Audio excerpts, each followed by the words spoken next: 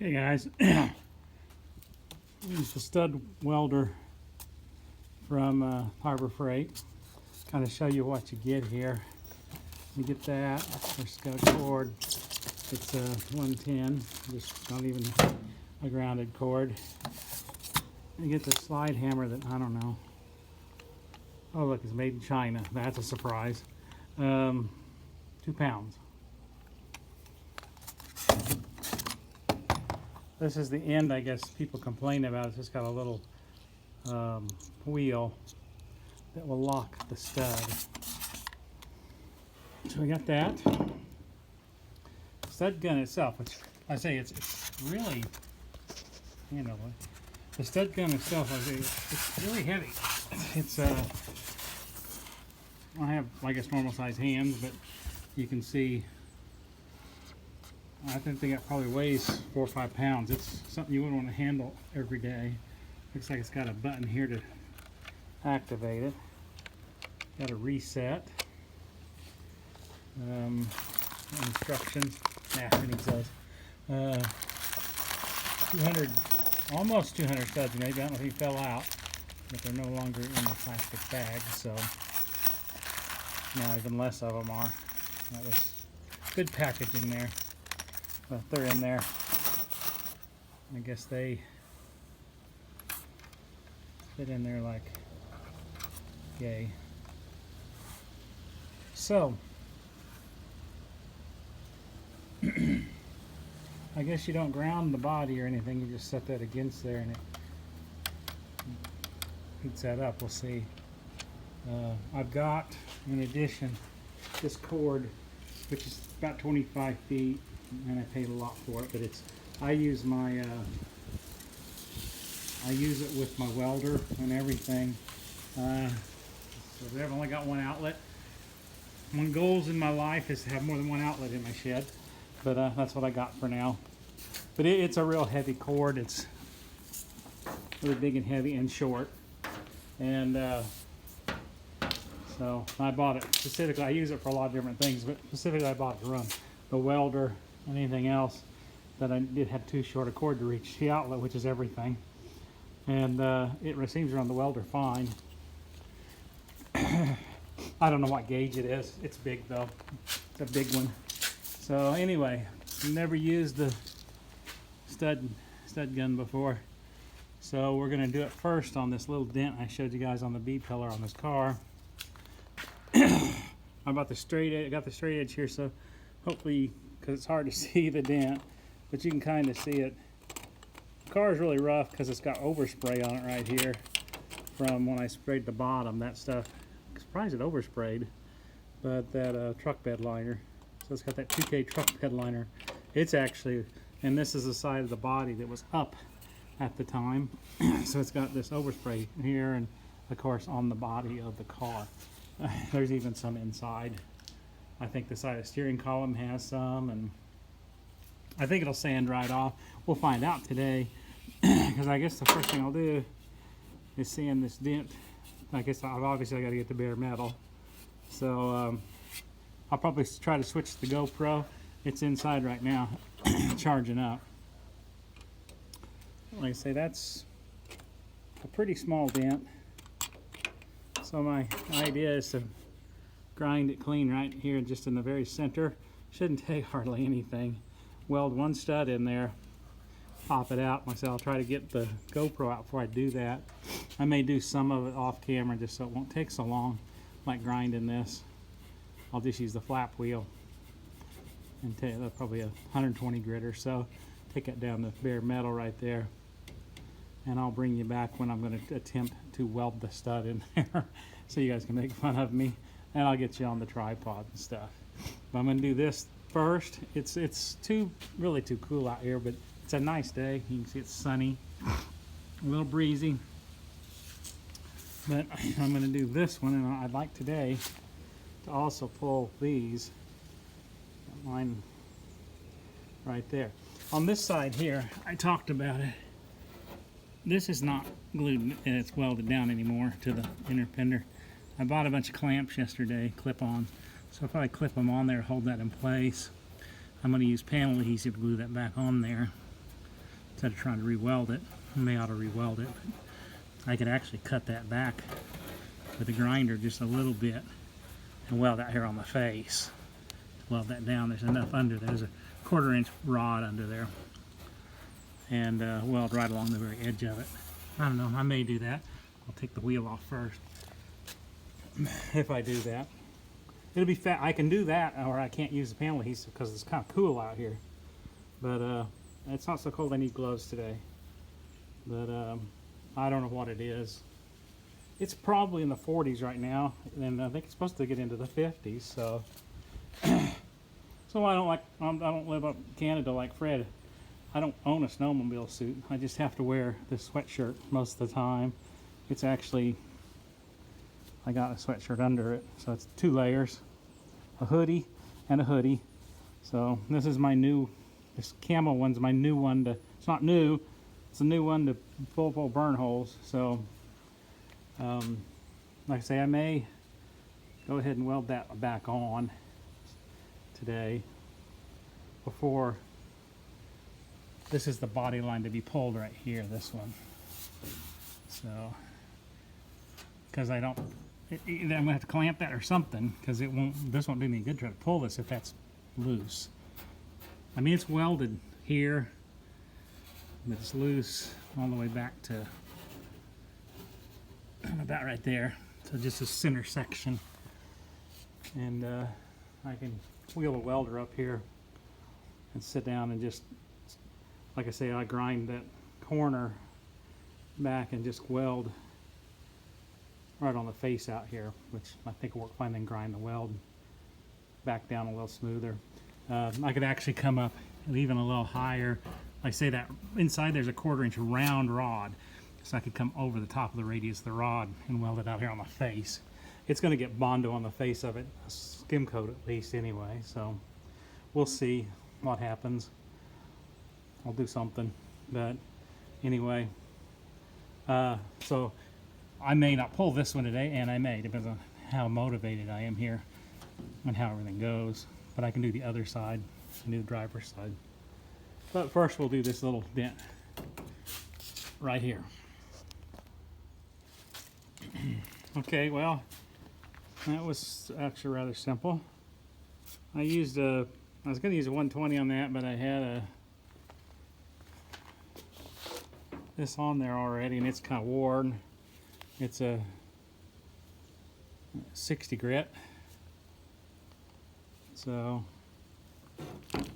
use 4.5 inch. I need to get one of those little Rolex ones, and I may do that one of these days. I got another little dent right there, but I got this one that welded right on there. It's not quite what you expect, maybe. So I'm going to try to pop that out. I don't know how to do that and run this thing. So unless I can get something set up here where it holds this phone, you may not see that, but we'll find out what's wrong with the slide hammer. But let me see if I can rig something up to hold my phone. Okay, well, I rigged it up on the tripod, which is the big pink rubber band that happened to be stuck on the tripod. So let's give this hammer a try.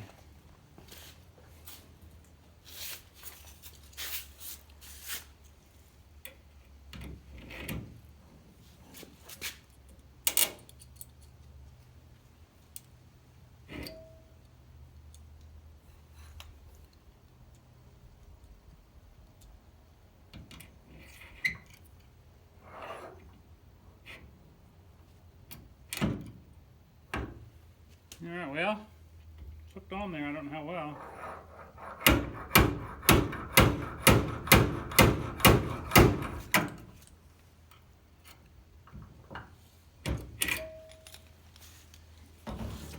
Check that with a straight edge.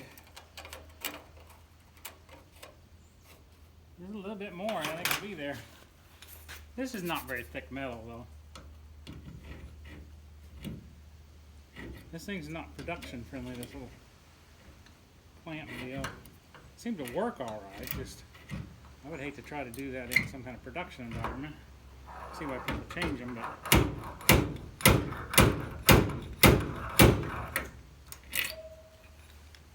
comes off pretty easy.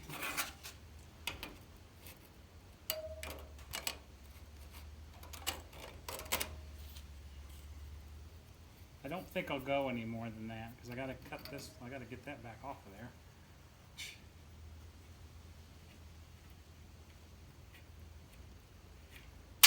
Don't care for that. It leaves the hole. So I'm probably gonna weld that hole shut. I maybe should have cut that off of there.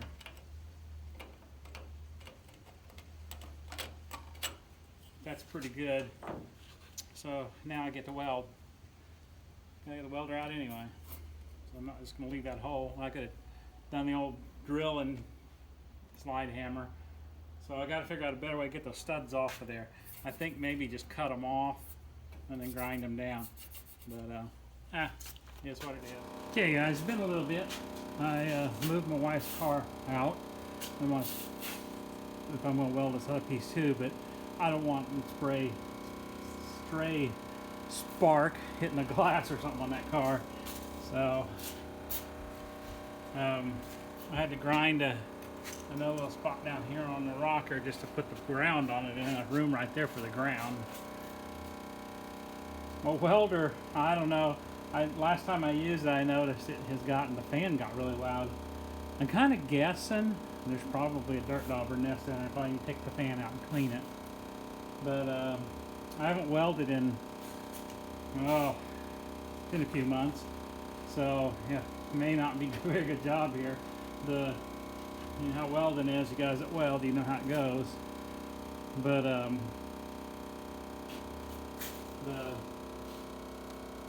I hope my settings were, I hope I was welding sheet metal last time, because then the settings are right. I don't have to reset it.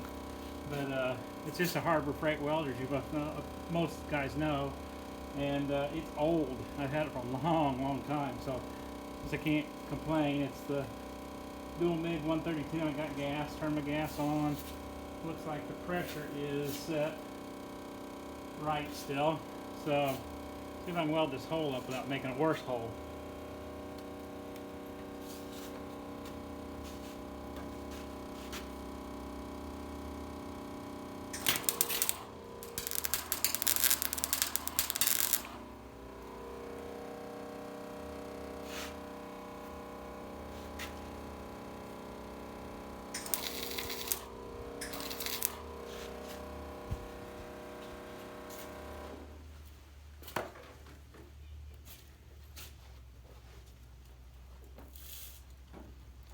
I've had these welding sleeves for like, I don't know, a couple of years.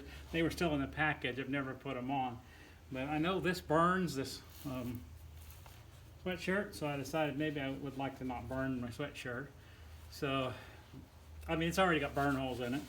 I took the other one off. Tried to preserve it at least a while. I'll grind that and see if I left any pinholes.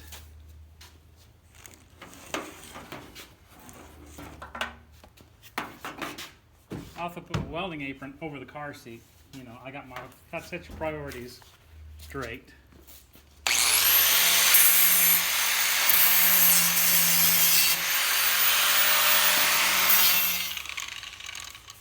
If I can't pop just a little bit more weld in that.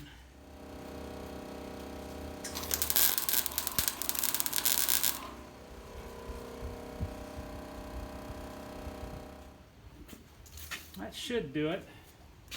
We'll find out.